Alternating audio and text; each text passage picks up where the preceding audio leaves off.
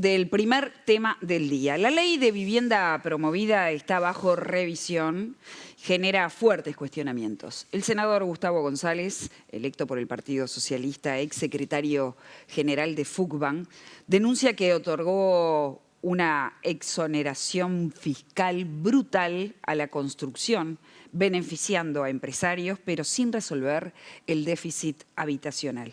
Además, ahora agrega otro elemento del cual ya ha venido hablando, pero rechaza el modelo de monoambientes. Veamos algo de lo que decía. Reflexionemos juntos. Estoy presentando un proyecto de ley acerca de los monoambientes. Ustedes habrán oído hablar de esto. La industria de la construcción ha construido cientos, miles de monoambientes. Es decir, obligan a la persona, y con miles de dólares en un monoambiente, a todo el mundo. Cocinás, lavás, dormís, todo en un ambiente, no mayor a 25 metros cuadrados en varios casos de ellos. Esto fue producto de una modificación que se le hizo a la ley de vivienda. Yo creo que realmente esto viola totalmente hasta la Constitución de la República cuando se dice que todo habitante de nuestro país tiene derecho a una vivienda decorosa. A nadie le puede parecer que esto es una vivienda decorosa. Y siguen los argumentos del senador González en relación a este tema.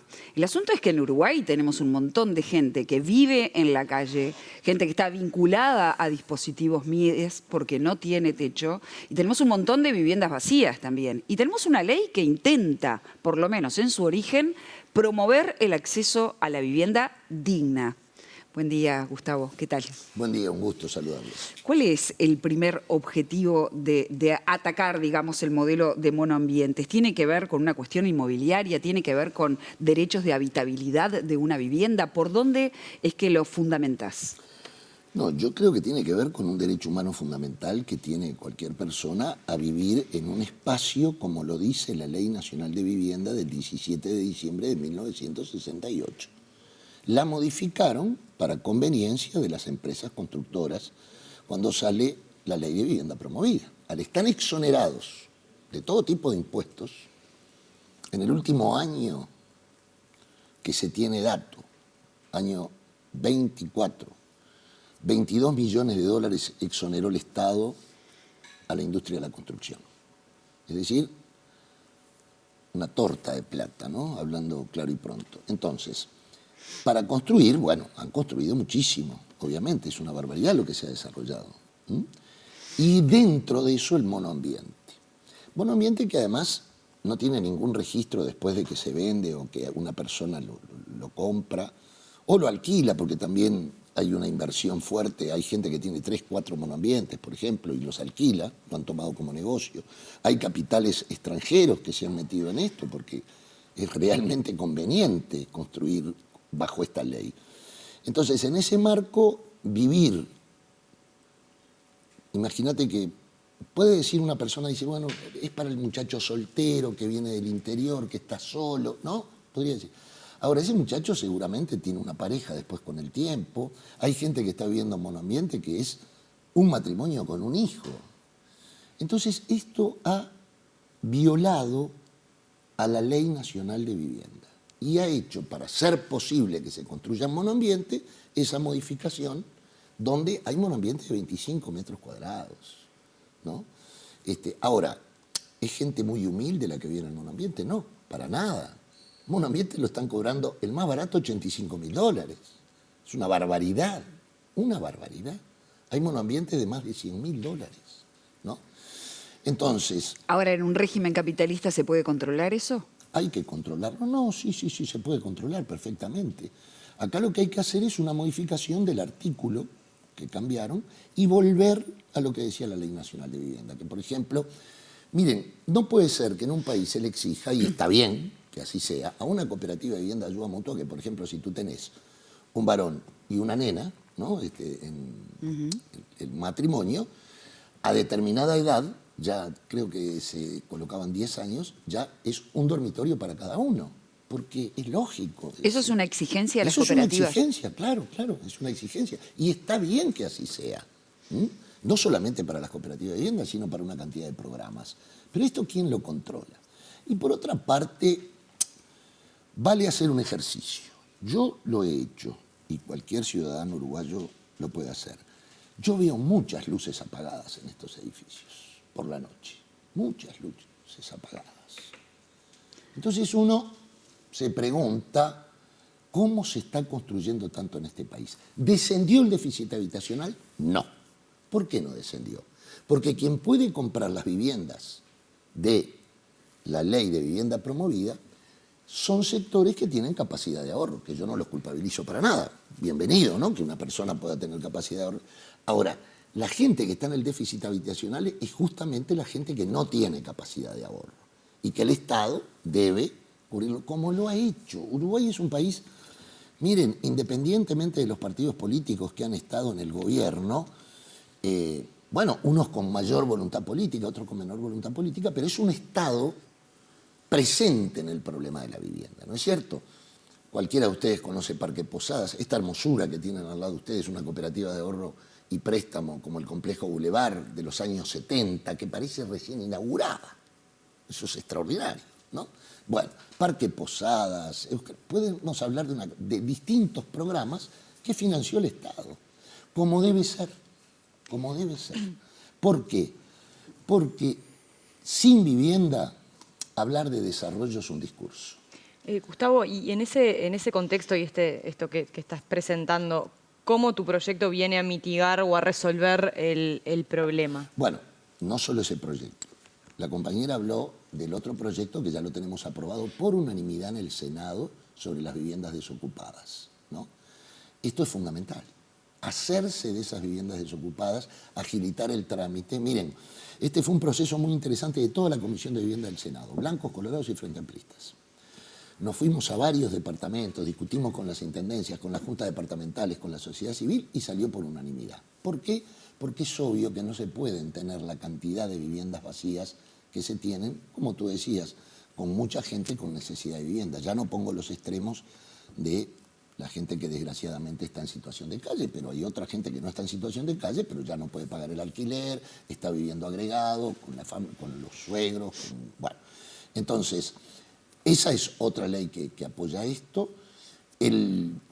Otros programas del Ministerio de Vivienda que existen también que están tratando de resolver esto. ¿Se puede resolver un problema como el de la vivienda de un día para el otro? Mentira. Sería hacer política barata, ¿no? ¿Por qué? Porque necesita una fuerte inversión del Estado. Del Estado.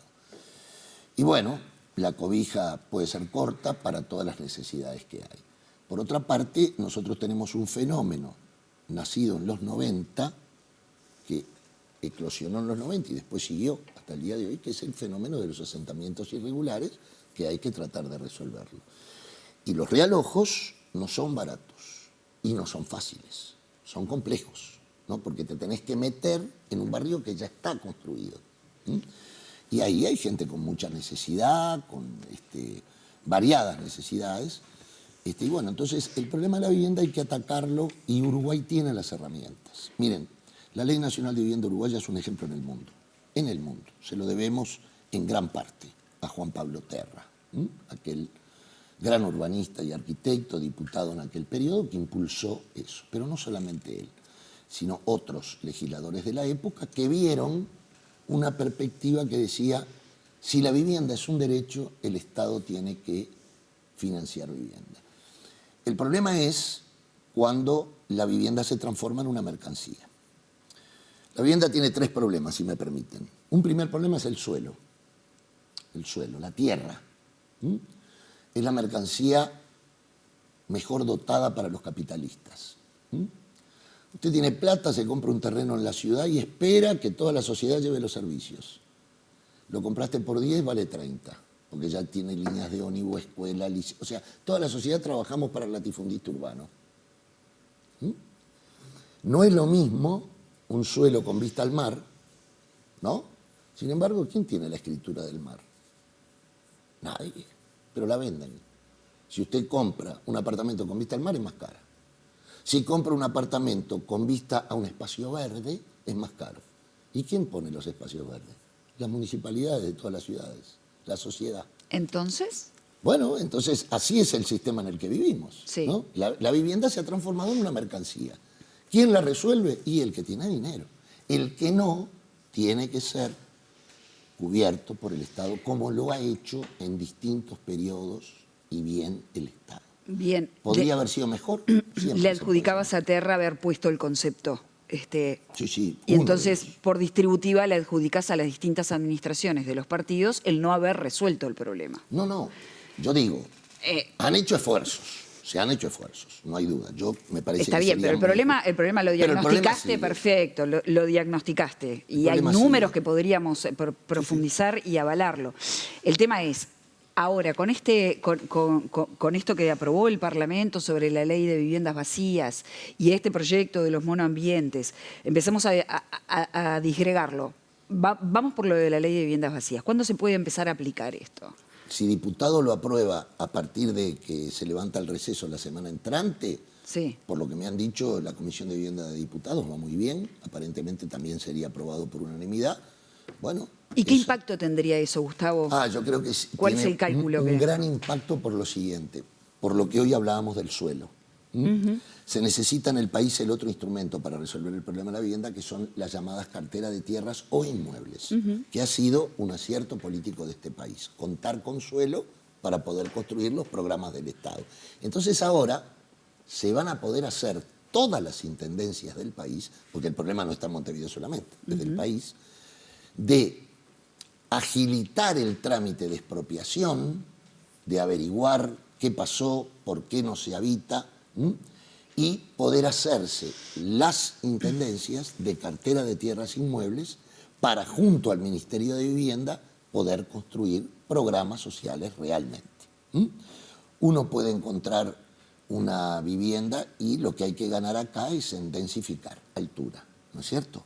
Una vivienda añeja puede estar deteriorada, la expropia el Estado con esta agilitación que hacemos con este expediente y bueno, eso pasa a la cartera de tierra para un programa social. Entonces, esto es un paso importantísimo. Miren, les voy a poner para que ustedes midan la importancia. Hasta el año 89, el movimiento cooperativo de vivienda construía solo en la periferia, ¿no es cierto? Porque nos daban suelo en la periferia, lo que implica más costos.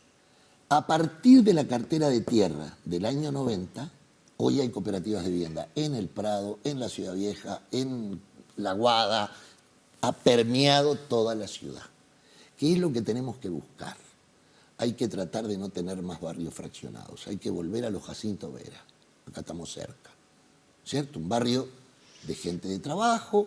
Yo jugaba al fútbol en la calle ahí y me acuerdo que había los hijos del contador que tenía auto, eran los millonarios y tenían un auto muy, ¿no?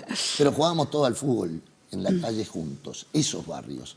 Hoy, si ustedes ven Montevideo, está muy segregado el espacio, ¿no? ¿No es utópico pensar en la vuelta a estos barrios cohesionados? Porque todo parece ir hacia otro lado, ¿no? Hacia burbujas de barrios homogéneos, con Privados, cerrados, barrios privados, barrios cerrados. Claro. Bueno, porque la vivienda tiene que ver con todo el problema de la ciudadanía. Por eso estamos impulsando un proyecto de ley también sobre el derecho a la ciudad, ¿no? Yo creo que hay que...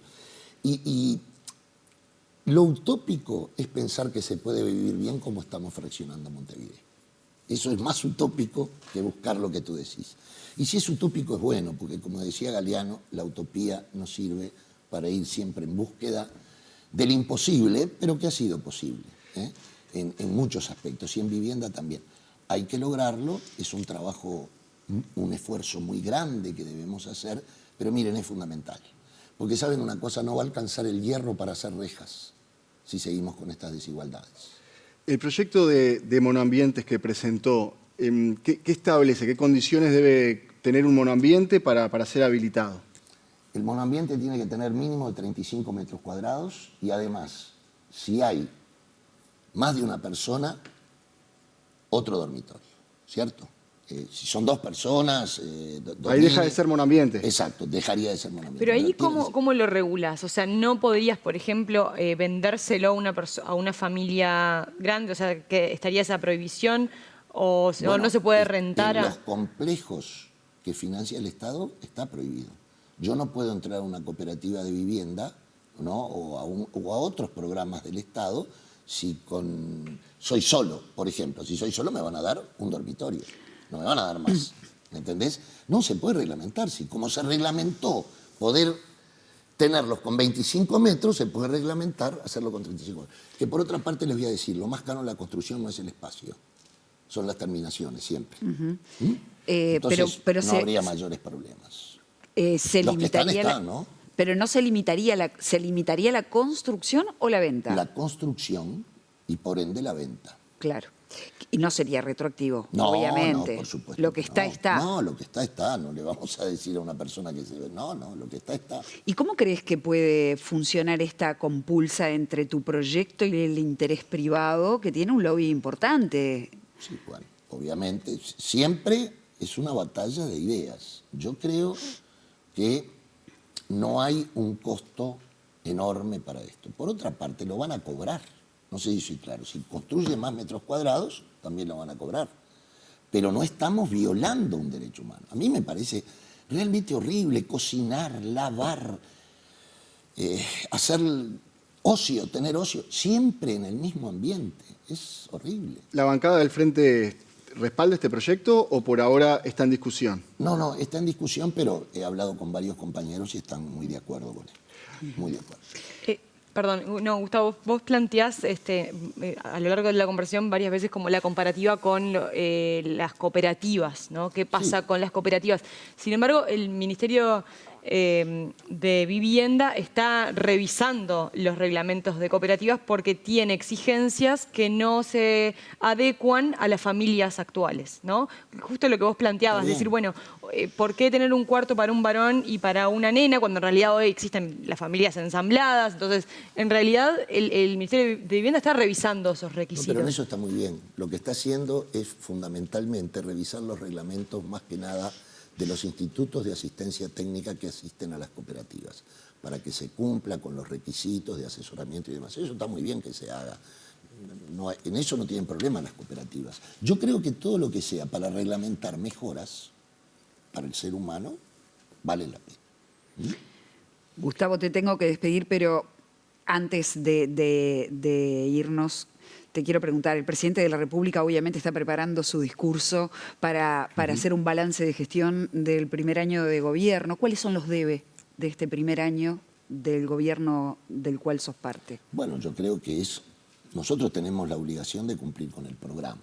Un desvelo para mí y para todos nosotros es la pobreza infantil. Lo que nosotros comprometimos hay que cumplirlo. Hay que abatir fuertemente la pobreza infantil. Un país que no apuesta a los niños y a los adolescentes, no apuesta al futuro. Ese es uno. Pero hay varios debes porque la situación mundial, regional y nacional es compleja desde el punto de vista económico. Por ejemplo, nosotros dijimos que no puede haber más 25.000 pesistas. Bueno, ese es un debe. Nosotros recién este año comenzamos con nuestro presupuesto, ¿no? Tienen en cuenta que este año pasado fue el presupuesto anterior.